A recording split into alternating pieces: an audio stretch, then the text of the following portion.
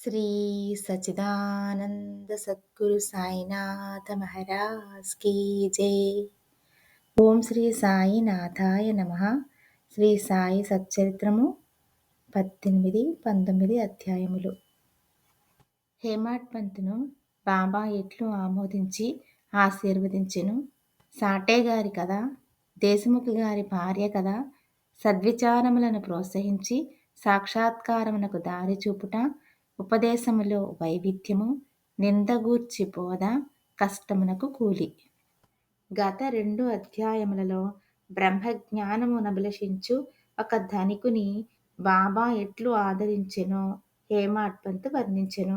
రాబో 2 అధ్యాయములలో హేమాడ్ పంతును బాబా ఎట్లు ఆమోదించి ఆశీర్వదించెనో, బాబా ఎట్లు తమ భక్తులలో మంచి ఆలోచనలు ప్రేరేపించి మోక్షమునకు మార్గము చూపుచుండెనో, ఆత్మోన్నతి గూర్చి, పరనిందా వాక్యముల గూర్చి, ఇతరుల కష్టమునకు ఇవ్వవలసిన ప్రతిఫలమును గూర్చి బాబా వారి ప్రబోధములెట్టివో వర్ణింతుము. ప్రస్తావనము. సద్గురువు మొట్టమొదట తన శిష్యుల యోగ్యతను కనిపెట్టి వారి మనస్సు కలత చెందకుండా తగిన బోధ చేసి తుదకు వారి లక్ష్యమైన ఆత్మ సాక్షాత్కారమునకు దారి చూపునను విషయము అందరికీ తెలిసినదే. ఈ విషయములో సద్గురువు బోధించిన దానిని ఇతరులకు వెల్లడి చేయరాదని కొందరనెదరు. అట్లు గురువు బోధించిన దానిని వెల్లడి చేసినచో ఆ బోధలు నిష్ప్రయోజనములగునని వారి ఆలోచన. ఇది సరి అయినది కాదు. సద్గురువు వర్షాకాలపు మేఘము వంటి వారు. వారు తమ అమృతతుల్యములైన బోధలను పుష్కలముగా విశాల ప్రదేశములందు కురిపించెదరు.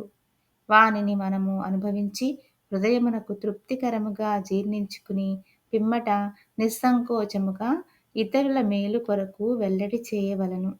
ఇది వారు మన జాగ్రత్తావస్థలోనే కాక స్వప్నావస్థలో కూడా తెలియజేయు విషయములకు వర్తించును. తన స్వప్నమందు కనిన రామరక్షా స్తోత్రమును బుధకౌశిక ఋషి ప్రచురించిన ఉదాహరణము ఇచ్చట స్మరించవలెను. ప్రేమగల తల్లి గుణమిచ్చు చేదైన ఔషధములను బిడ్డ మేలు కొరకే బలవంతముగా గొంతులోనికి త్రోయినట్లు ఆధ్యాత్మిక విషయములను బాబా తన భక్తులకు బోధించువారు. వారి మార్గము రహస్యమైనది కాదు, అది బహిరంగమైనది. వారి బోధలననుసరించిన భక్తుల ధ్యేయము నెరవేరెడిది. సాయిబాబా వంటి సద్గురువులు మన జ్ఞాన నేత్రములను తెరిపించి ఆత్మ యొక్క దైవీ సౌందర్యములను చూపి మన కోరికలను నెరవేర్చెదరు. ఇది జరిగిన పిమ్మట మన ఇంద్రియ విషయ వాంఛలు నిష్క్రమించి వివేక వైరాగ్యములను జంట ఫలములు చేతికి వచ్చును. నిద్రలో కూడా ఆత్మజ్ఞానము మొలకెత్తును. సద్గురువుల సహవాసము చేసి వారిని సేవించి వారి ప్రేమను పొందినచో ఇదంతయు మనకు లభించును. భక్తుల కోరికలు నెరవేర్చు భగవంతుడు మనకు తోడ్పడి మన కష్టములను బాధలను తొలగించి మనలను సంతోషపెట్టును. ఈ అభివృద్ధి పూర్తిగా సద్గురుని సహాయము వలననే జరుగును. సద్గురువును భగవంతుని వలె కొలవవలెను. కాబట్టి మనము సద్గురువును వెదకవలెను. వారి కథలను వినవలెను. వారి పాదములకు సాష్టాంగ నమస్కారము చేసి వారి సేవ చేయవలెను. ఇక ఈ అధ్యాయములోని ముఖ్య కథను ప్రారంభించదము. సాటే. సాటే అన్నతడు ఒకప్పుడు మిక్కిలి పలుకుబడి కలిగి ఉండెను. కాలాంతరమున వ్యాపారములో చాలా నష్టము పొందెను. అంతేకాక మరికొన్ని సమస్యలు అతనిని చికాకుపరచెను. అందుచే అతడు విచారగ్రస్తుడయ్యెను, విరక్తి చెందెను. మనస్సు చెడి చెంచలమగుటచే ఇల్లు విడిచి చాలా దూరము పోవాలననుకొనెను. మానవుడు సాధారణముగా భగవంతుని గూర్చి చింతించడు. కానీ కష్టములు, నష్టములు, దుఃఖములు చుట్టుకొనినప్పుడు భగవంతుని ధ్యానము చేసి విముక్తి పొందుటకు ప్రార్థించును.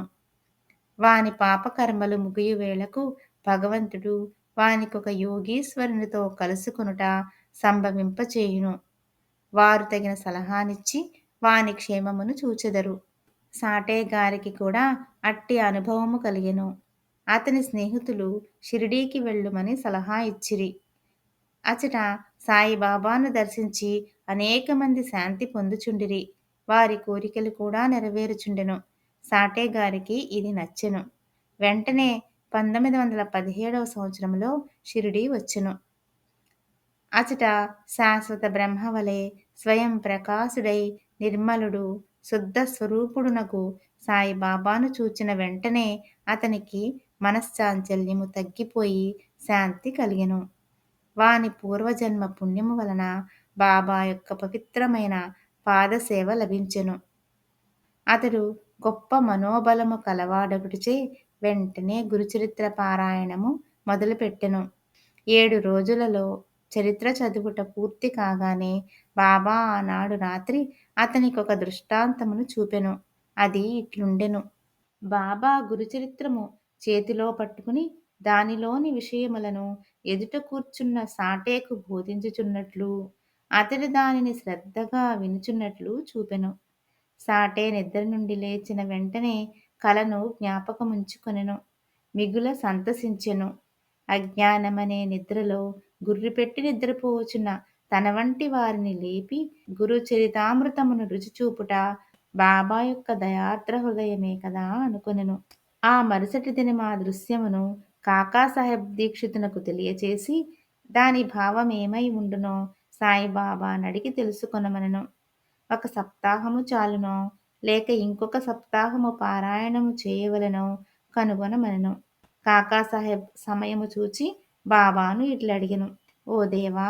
ఈ దృశ్యము వలన సాటేకు ఏమని చెప్ప నిశ్చయించితివి? అతడు ఊరుకొనవలనా లేక ఇంకొక సప్తాహము పారాయణము చేయవలనా? అతడు అమాయక భక్తుడు. అతని కోరిక నెరవేరవలెను. అతనికి దృష్టాంతార్థమును బోధించవలెను. వానిని ఆశీర్వదింపుడన బాబా అతడు గురుచరిత్రము ఇంకొక సప్తాహము పారాయణ చేయవలెను. ఆ గ్రంథమునే జాగ్రత్తగా పఠించినచో అతడు పావనుడగును, మేలు పొందగలడు. భగవంతుడు ప్రీతి చెంది వానిని ప్రపంచ బంధనముల నుండి తప్పించును అనెను. ఆ సమయమున హేమాడ్ పంతు అచ్చట ఉండి బాబా కాళ్ళు ఒత్తుచుండెను. బాబా పలుకులు విని అతడు తన మనస్సులో ఇట్లనుకొనెను. సాటే ఒక్క వారమే పారాయణ చేసి ఫలితమును పొందిన నేను 40 సంవత్సరముల నుండి పారాయణ చేయుచున్నాను. కానీ నాకు ఫలితము లేదు కదా! అతడిక్కడ 7 దినములు మాత్రమే నివసించెను. నేను 7 సంవత్సరముల నుంచి ఉన్నాను. నా ప్రయత్నములు నిష్ఫలమా ఏమి? చాతక పక్షి మేఘము నుంచి పడు నీటి బిందువుకై కనిపెట్టుకుని ఉన్నట్లు నేను కూడా బాబా తమ దయామృతమును నాపై వర్షించెదరని, వారి బోధనలచే నన్ను ఆశీర్వదించెదరని కనిపెట్టుకుని ఉన్నాను. ఈ ఆలోచన వాని మనస్సులో మెదిలిన వెంటనే బాబా దానిని గ్రహించెను. భక్తుల మనస్సులలో నుండి ఆలోచనలన్నీయు బాబా గ్రహించెడివారు. అంతియే కాక చెడ్డ ఆలోచనలను అణుచుచు మంచి ఆలోచనలను ప్రోత్సహించువారు. హేమాడ్ పంతు మనస్సును కనిపెట్టి బాబా వానిని వెంటనే లేపి శ్యామ వద్దకు పోయి అతని వద్ద 15 రూపాయల దక్షిణ తీసుకుని అతనితో కొంతసేపు మాట్లాడిన పిమ్మట రమ్మనెను. బాబా మనస్సున కారుణ్యోదయమయ్యెను. కాన వారట్లా ఆజ్ఞాపించిరి. బాబా ఆజ్ఞను జవదాటగలవారెవరు? హేమాడ్ పంతు వెంటనే మసీదు విడిచి శ్యామగృహమునకు పోయెను. అప్పుడే అతడు స్నానము చేసి దోవతి కట్టుకొనుచుండెను. అతడు బయటికి వచ్చి హేమాడ్ పంతునిట్లడిగెను. మధ్యాహ్న హారతి సమయమందు మీరిక్కడ ఏల ఉన్నారు? మీరు మసీదు నుండి వచ్చుచున్నట్లున్నదే. మీరేల చికాకుతో చంచలముగా ఉన్నారు? మీరొంటరిగా వచ్చినారేలా? కొంతసేపు కూర్చుని విశ్రాంతి చెందుడు. నా పూజను ముగించి వచ్చెదను. ఈలోగా తాంబూలము వేసుకొనుడు. పిమ్మట ఆనందముగా కొంతసేపు కూర్చుని మాట్లాడుకునెదము. ఇట్లనుచు అతడు లోపలికి పోయెను. హేమాడ్ పంతు ముందర వసారాలో కూర్చొనెను. కిటికీలో ఏకనాథ భాగవతమను ప్రసిద్ధ మరాఠీ గ్రంథం ఉండెను. ఇది భాగవతములోని ఏకాదశ స్కందమునకు ఏకనాథుడు వ్రాసిన వ్యాఖ్యానము. సాయిబాబా సిఫారసు చేయుటచే బాబూసాహెబ్ దీక్షిత్ శ్రీకృష్ణునకు అర్జునునకు జరిగిన సంభాషణ రూపమైన భగవద్గీత, దాని మరాఠీ వ్యాఖ్యానమైన భావార్థ దీపిక, జ్ఞానేశ్వరి, శ్రీకృష్ణునకు అతని సేవకుడగు బుద్ధునకు జరిగిన సంభాషణ రూపమైన ఏకనాథ భాగవతము మరియు భావార్థ రామాయణమును నిత్యము షిరిడీలో చదువుచుండెడివాడు. భక్తులు వచ్చి బాబాను ఏదైనా ప్రశ్నలు వేసినప్పుడు బాబా కొంతవరకు జవాబిచ్చి అటుపైన వారిని ఆ గ్రంథముల పారాయణమును వినుమని పంపుచుండెను. ఈ గ్రంథములే భాగవత ధర్మములోని ముఖ్య గ్రంథములు.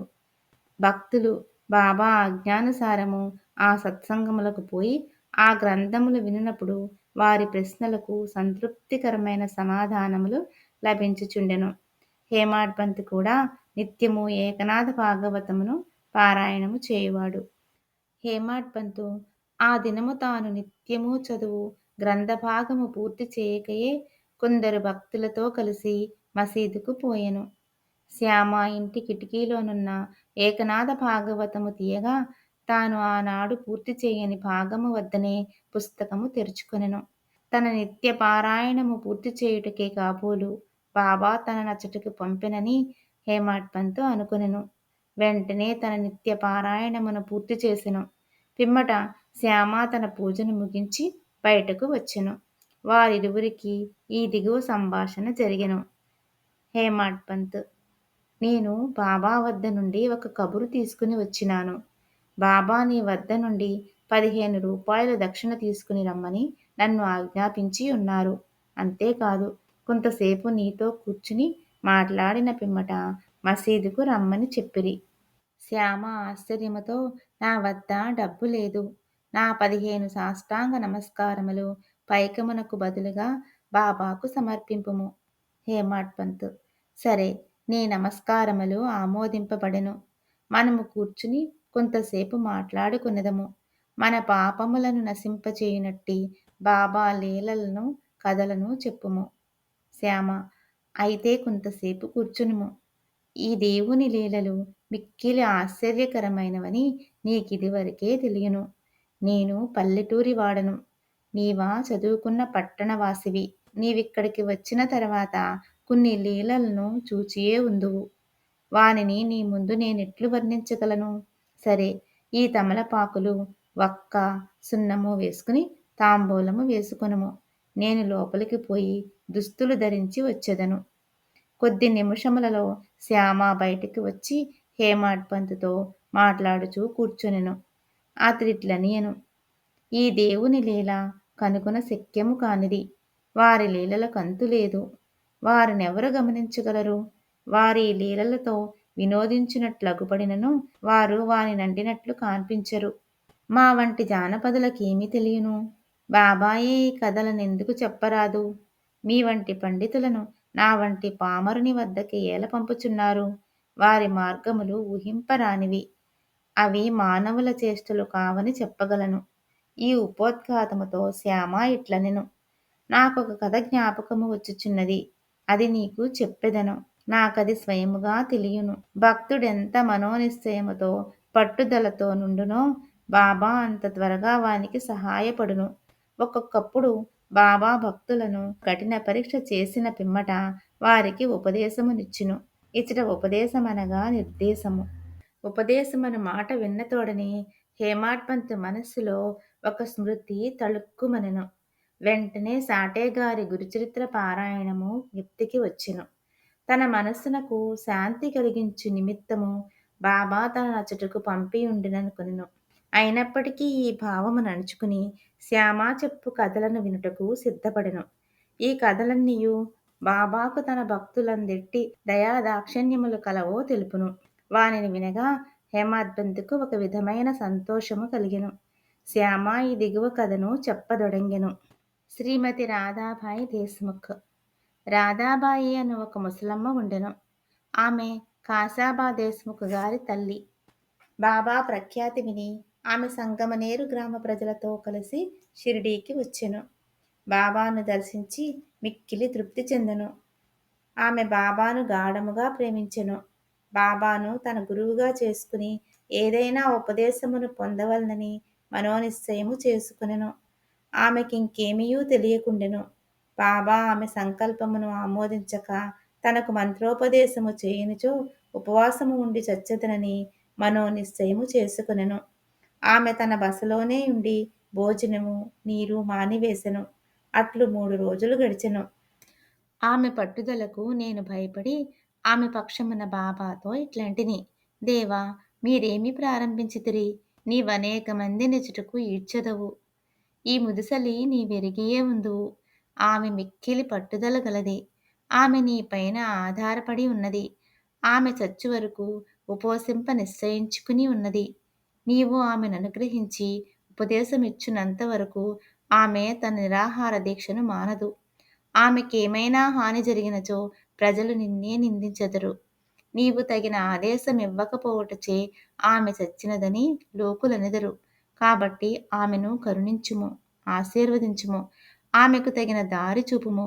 ఆమె మనోనిశ్చయమును చూచి బాబా ఆమెను పిలిపించి ఈ క్రింది విధముగా బోధించెను: ఓ తల్లి, అనవసరమైన యాతనకేల పాల్పడి చావును కోరుచున్నావు?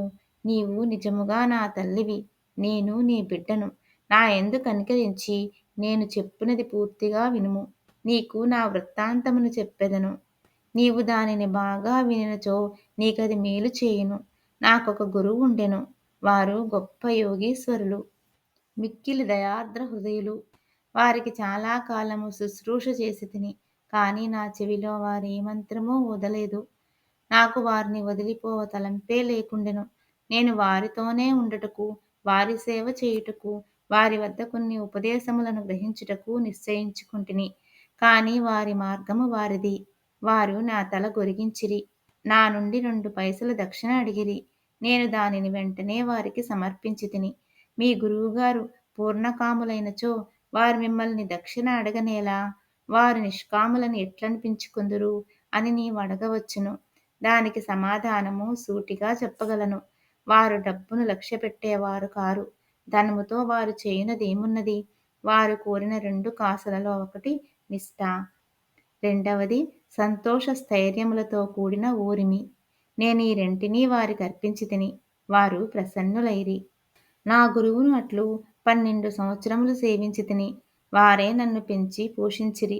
భోజనమునకు కాని, వస్త్రములకు కాని నాకు లోటు లేకుండెను. వారు పరిపూర్ణులు. వారు ప్రేమావతారమని చెప్పవచ్చును. ఆ ప్రేమను నేనెట్లు వర్ణించగలను? వారు నన్ను మిక్కిలి ప్రేమించెడివారు. ఆ విధమైన గురువే ఉండరు.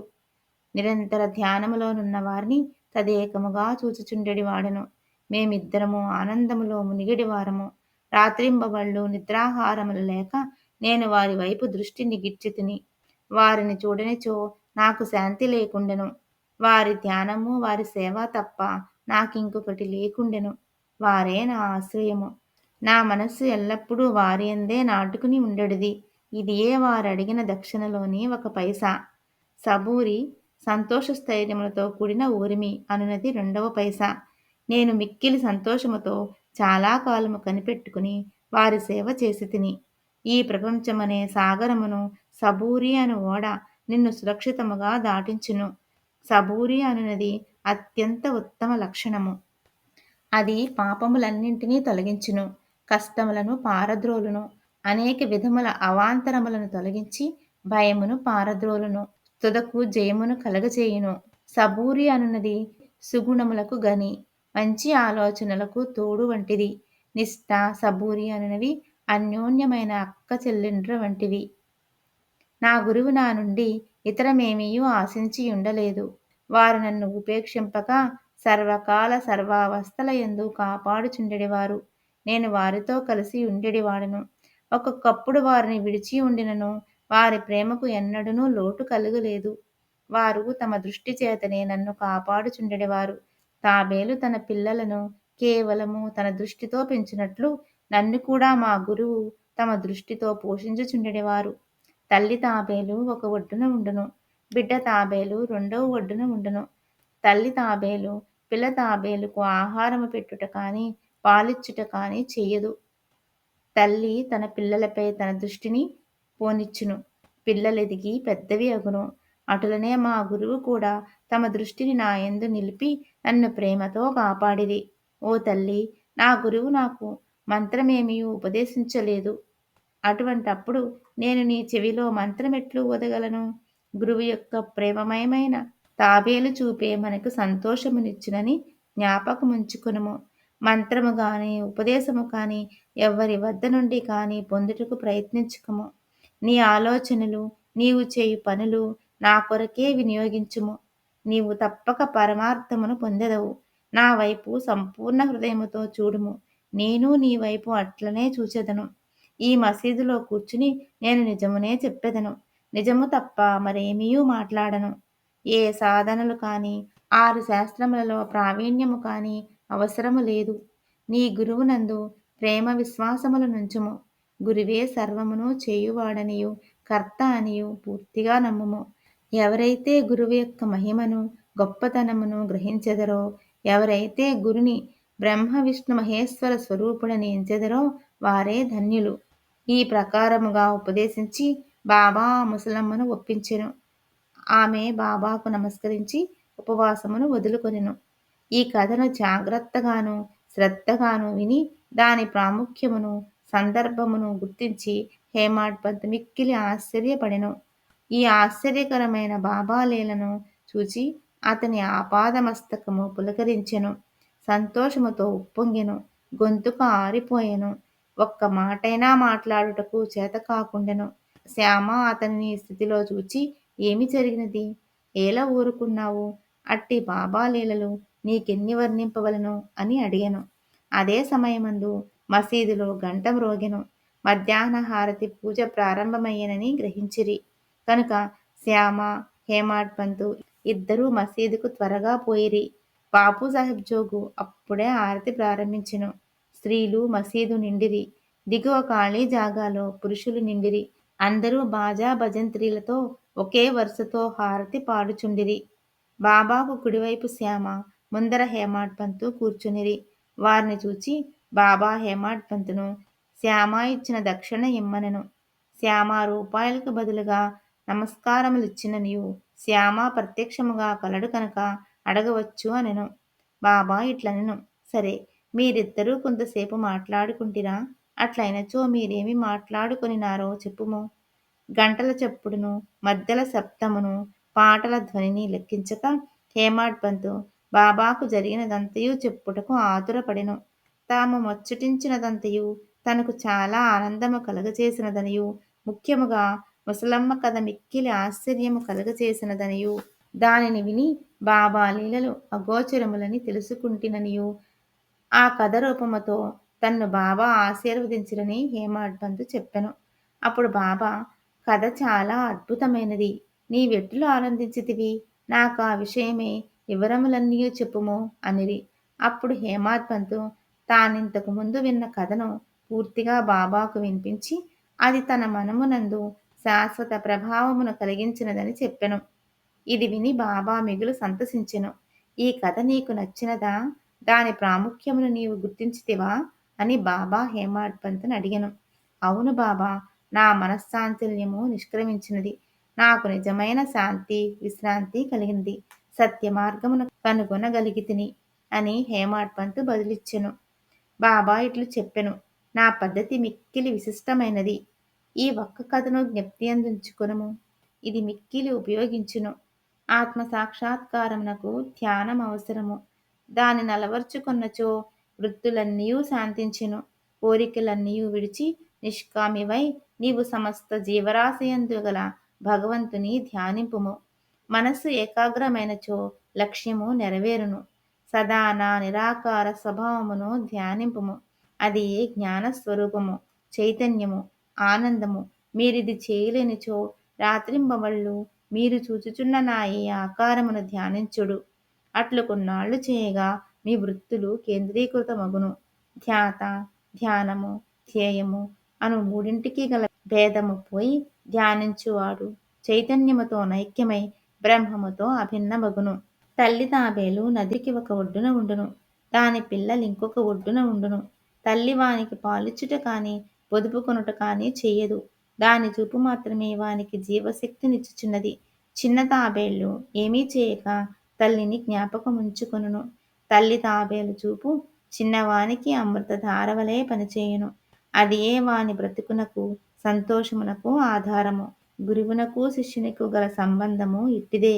బాబా ఈ మాటలు పూర్తి చేసేసరికి హారతి పూర్తి ఆయను. అందరూ శ్రీ సచ్చిదానంద సద్గురు సాయినాథ మహారాజ్కి జై అని జయ జయధ్వానములు చేసిరి. ఓ ప్రియ పాఠకులారా, ఈ సమయమందు మనము కూడా మసీదులోని జనసమూహముతో కలిసి ఉన్నట్లు భావించి మనము కూడా ఆ జయ జయ ధ్వనులలో పాల్గొందము. ఆరతి పూర్తి కాగానే ప్రసాదము పంచిపెట్టిరి.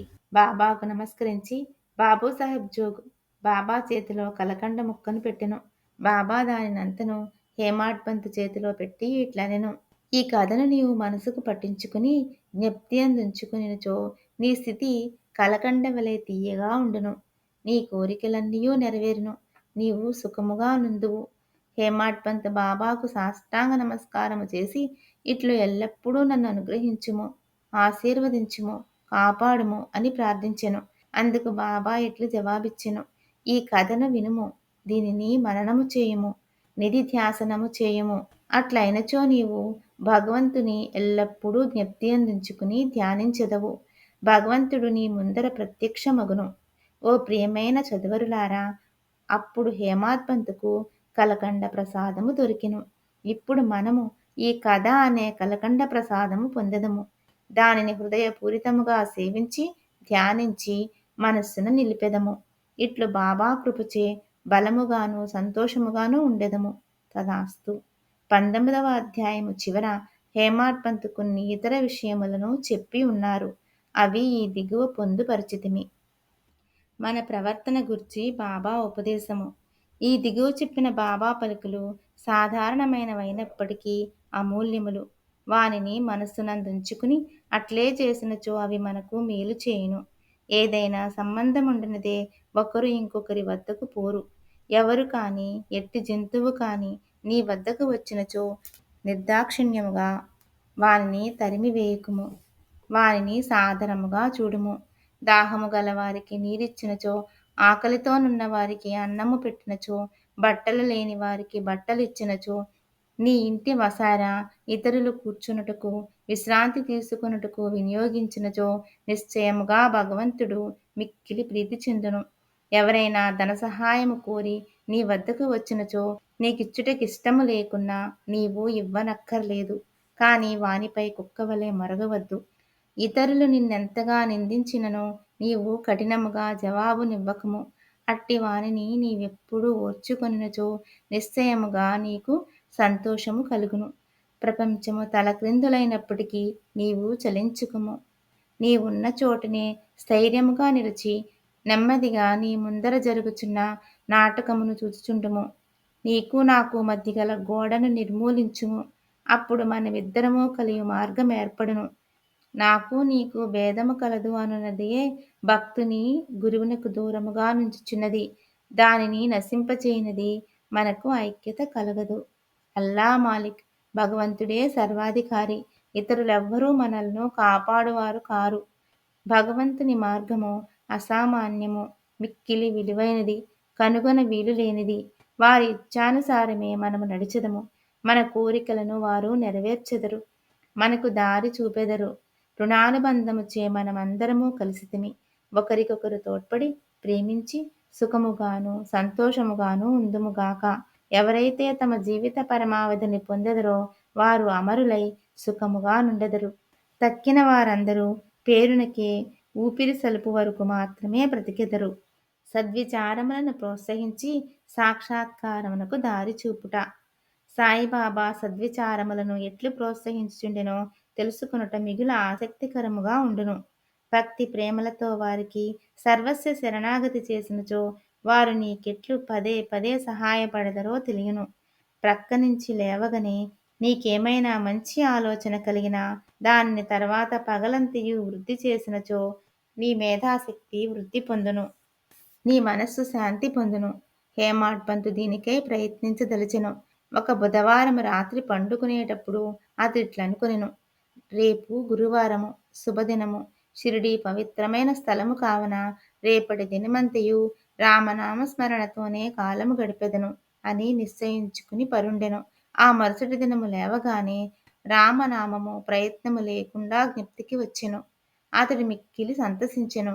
కాలకృత్యములు తీర్చుకొనిన పిమ్మట బాబాను చూచుటకు పువ్వులను తీసుకుని పోయెను. దీక్షిత్వాడ విడిచి బూటీవాడ దాటుచుండగా ఒక చక్కని పాట వినబడెను. ఔరంగాబాదు నుంచి వచ్చిన వాడొకడు మసీదులో బాబా ముందర పాడుచుండెను. అది ఏకనాథ మహారాజు రచించిన గురు కృపాంజన పాయో మేరే పాయి అనునది. గురు కృప అను అంజనము లభించెను. దాని మూలమున తన కండ్లు తెరవబడిననియు, దానిచే తాను శ్రీరాముని లోన బయట నిద్రావస్థలోను జాగ్రత్తవస్థలోను స్వప్నావస్థలోను అన్ని చోట్లను చూచితినని చెప్పెడు పాట అది. అనేక పాటలుండగా బాబా భక్తుడగు ఔరంగాబాదు నివాసి ఈ పాట నేల పాడెను. ఇది సందర్భానుసారముగా బాబా చేసిన ఏర్పాటు కాదా?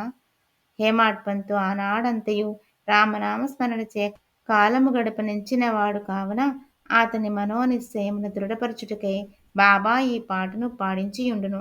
రామనామ స్మరణ ఫలితము గూర్చి మహాత్ములందరిది ఒకే భావము. అది భక్తుల కోరికలు నెరవేర్చి వారిని కష్టముల నుండి కాపాడును. ఉపదేశములో వైవిధ్యము నిందగూర్చి బోధ. శ్రీ సాయి బోధనకు ప్రత్యేక స్థలము కాని ప్రత్యేక సమయము కాని అక్కరలేదు. సందర్భావసరములను బట్టి వారి ప్రబోధము నిరంతరము జరుగుచుండెను. ఒకనాడొక భక్తుడు ఇంకొక భక్తుని గూర్చి పరోక్షమున ఇతరుల ముందు నిందించుచుండెను. ఒప్పులు విడిచి భక్త సోదరుడు చేసిన తప్పులనే ఎన్నుచుండెను. మిక్కిలి హీనమైన అతని దూషణలు విన్నవారు విసిగిరి. అనవసరముగా ఇతరులను నిందించుటచే అసూయ, దురభిప్రాయము మొదలగునవి కలుగును. యోగులు నిందలను ఇంకొక విధముగా భావించెదరు. మలినమును పోగొట్టుటకు అనేక మార్గములు కలవు. సబ్బుతో మాలిన్యమును కడగవచ్చును. పరులను నిందించు వాని మార్గము వేరు. ఇతరుల మలినములను వాడు తన నాలుకతో శుభ్రపరచును. ఈ విధముగా వాడు నిందించు వానికి సేవ చేయుచున్నాడు. ఎట్లనా వాని మలినమును వీడు తన నాలుకతో శుభ్రపరచుచున్నాడు. కావున తిట్టబడిన వాడు తిట్టిన వానికి కృతజ్ఞతలు తెలుపవలెను. అట్లు పరనిందకు పాల్పడు వానిని బాబా సరిదిద్దిన పద్ధతి విశిష్టమైనది. నిందించువాడు చేసిన అపరాధమును బాబా సర్వజ్ఞుడగుడిచే గ్రహించెను. మిట్ట మధ్యాహ్నము బాబా లెండి తోటకు పోవునప్పుడు వాడు బాబాను దర్శించెను. బాబా వానికి ఒక పందిని చూపి ఇట్లనెను, చూడుము, ఈ పంది అమేధ్యమును ఎంత రుచిగా తినుచున్నదో, నీ స్వభావము కూడా అట్టిదే. ఎంత ఆనందముగా నీ సాటి సోదరుని తిట్టుచున్నావు. ఎంతయో పుణ్యము చేయగా నీకీ మానవ జన్మ లభించినది. ఇట్లు చేసినచో షిరిడీ దర్శనము నీకు తోడ్పడునా? భక్తుడు నీతిని గ్రహించి వెంటనే పోయెను. ఈ విధముగా బాబా సమయము వచ్చినప్పుడెల్లా ఉపదేశించుచుండెడివారు. ఈ ఉపదేశములను మనస్సునందుంచుకుని పాటించినచో ఆత్మ సాక్షాత్కారము దూరము కాదు. ఒక లోకోక్తి కలదు, నా దేవుడున్నచో నాకు మంచము పైన కూడా బువ్వ పుట్టును. అది భోజనము వస్త్రములను గూర్చి చెప్పినది. ఎవరైనా దీనిని ఆధ్యాత్మిక విషయమై నమ్ముకొని ఊరకున్నచో చెడిపోయెదరు. ఆత్మ సాక్షాత్కారమునకై సాధ్యమైనంత పాటు పడవలను. ఎంత కృషి చేసినా అంత మేలు. బాబా తాను సర్వాంతర్యామినని చెప్పెడివారు. అన్నిటి యందు అనగా భూమి, గాలి, దేశము, ప్రపంచము, వెలుతురు, స్వర్గములందు వారు కలరు. ఆయన అనంతుడు. ఆ కనిపించడి 3.5 మూరల దేహమే బాబా అని అనుకున్న వారికి పాఠము చెప్పుటకే వారు ఈ రూపముతో అవతారమెత్తిరి. బాబాకు సర్వస్వ శరణాగతి చేసి అహర్నిశలు వారినే ధ్యానించినచో చక్కెర తీపి, కెరటములు సముద్రము, కన్ను కాంతి కలిసి ఉన్నట్లే శ్రీ సాయితో తాదాత్మ్యతను పొందెదరు. ఎవరైతే చావు పుట్టుకల నుండి తప్పించుకున్నటకు ప్రయత్నించెదరో వారు శాంతము, స్థిరమైన మనసుతో ధార్మిక జీవనము గడపవలను. ఇతరుల మనస్సు బాధించినట్లు మాట్లాడరాదు. మేలొనరించు పనులనే చేయుచుండవలెను. తన కర్తవ్య కర్మలను ఆచరించుచు భగవంతునికి సర్వస్వ శరణాగతి చేయవలెను. వాడు దేనికీ భయపడనవసరము లేదు. ఎవరైతే భగవంతుని పూర్తిగా నమ్మెదరో, వారి లీలలను విని ఇతరులకు చెప్పెదరో, ఇతర విషయములేమియూ ఆలోచించరో, వారు తప్పక ఆత్మ సాక్షాత్కారము పొందుదురు. అనేక మందికి బాబా తన నామమును జ్ఞప్తియందుంచుకుని శరణు వేడుమనెను. తానెవరు అను దానిని తెలుసుకొనగోరు వారికి శ్రవణమును మననమును చేయుమని సలహా ఇచ్చెడివారు. కొందరికి భగవన్నామమును జ్ఞప్తియందుంచుకొనుమనవారు. కొందరికి తమ లీలలు వినుట, కొందరికి తమ పాద పూజ, కొందరికి ఆధ్యాత్మ రామాయణము, జ్ఞానేశ్వరి మొదలగు గ్రంథములు చదువుట, కొందరికి తమ పాదముల వద్ద కూర్చొనుమనుట, కొందరిని ఖండోబా మందిరమునకు పంపుట, కొందరికి విష్ణు సహస్రనామములు, కొందరికి చాందోగ్యోపనిషత్తు, భగవద్గీత పారాయణ చేయమని విధించుచుండెను. వారి ఉపదేశములకు పరిమితి లేదు, అడ్డు లేదు. కొందరికి స్వయముగా ఉపదేశమునిచ్చువారు, కొందరికి స్వప్నములోనిచ్చేవారు. ఒక తాగుబోతుకు స్వప్నములో కనిపించి ఛాతీపైన కూర్చుని అదుముచూ ఇక ఎన్నడూ త్రాగరని అతడు వాగ్దానము చేసిన పిమ్మట వదిలిరి. కొందరికి స్వప్నములో గురు బ్రహ్మాది మంత్రార్థములను బోధించిరి. ఒకడు హఠయోగము చేయుచుండగా దానిని మానుమనిరి. వారి మార్గములను చెప్పుట కలవి కాదు. ప్రపంచ విషయములలో తమ ఆచరణలే ఉదాహరణముగా బోధించువారు. అట్టి వానిలో ఒకటి. పనికి తగిన ప్రతిఫలము. బాబా ఒకనాడు మిట్ట మధ్యాహ్నము రాధాకృష్ణమాయి ఇంటి సమీపమునకు వచ్చి నిచ్చెన తీసుకుని రమ్ము అనెను. ఒకడు పోయి దానిని తెచ్చి ఇంటికి చేరవేసెను. బాబా వామన్ గోండ్కర్ ఇంటి పైకప్పు ఎక్కి రాధాకృష్ణమాయి ఇంటి పైకప్పును దాటి ఇంకొక ప్రక్క దిగెను. బాబా అభిప్రాయమేమో ఎవరికినీ తెలియలేదు. రాధాకృష్ణమాయి మలేరియా జ్వరముతో ఉండెను. ఆమె జ్వరమును తొలగించుటకై బాబా ఇట్లు చేసియుండునని అనుకొనిరి. దిగిన వెంటనే నిచ్చెన తెచ్చిన వానికి బాబా 2 రూపాయలిచ్చెను. ఎవడో ధైర్యము చేసి నిచ్చెన తెచ్చినంత మాత్రమున వానికి 2 రూపాయలేలా ఇవ్వవలనని బాబాను ప్రశ్నించెను. ఒకరి కష్టమును ఇంకొకరు ఉంచుకొనరాదు. కష్టపడువాని కూలి సరిగాను దాతృత్వముతోనూ ధారాళముగా నివ్వవలనని బాబా చెప్పెను. బాబా సలహా ప్రకారము ప్రవర్తించినచో కూలివాడు సరిగా పనిచేయును. పని చేయించేవాడు, పని చేసేవారులు కూడా సుఖపడెదరు. సమ్మెలకు తావుండదు. మదుపు పెట్టువానికి కష్టపడి కూలు చేయువాండ్రకు మనస్పర్ధలుండవు. 18, 19 అధ్యాయములు సంపూర్ణము. సద్గురు శ్రీ సాయినాథార్పణమస్తు. శుభం భవతు. శ్రీ సచ్చిదానంద సద్గురు సాయినాథ మహారాజ్ కీ జై.